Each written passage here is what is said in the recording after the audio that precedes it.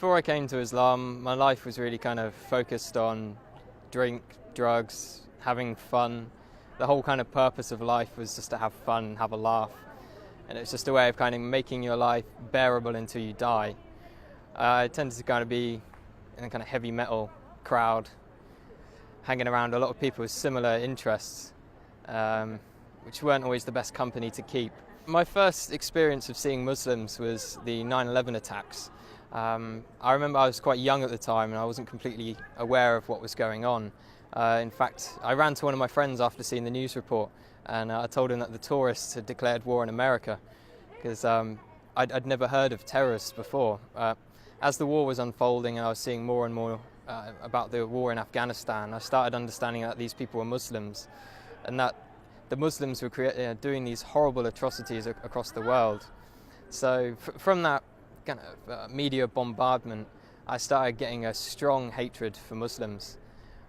So much, in fact, I tried to join the army 3 times with the goal of wanting to go over there and kill as many of these people as I could, to do my bit for the country and to make it a bit safer for my family. I thought they were kind of the big evil of the world.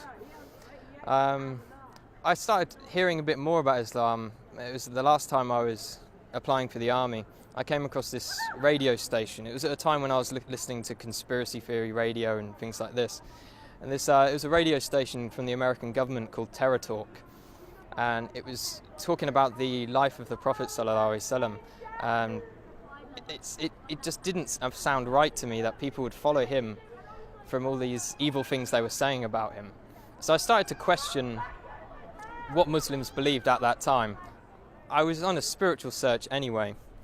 At the time I was looking into Norse mythology and paganism, and one of my friends turned to me and said, before you decide on this paganism thing, have a look around a bit more. So I came across kind of Muslims on the internet. I think one of the first people I saw on the internet was Baba Ali. And he broke the stereotype of Muslims for me. I was surprised that there was this guy who was funny and he was very laid back. He wasn't with a big beard shouting, kill the kafir and all this kind of stuff. And then I eventually picked up the Quran from my college.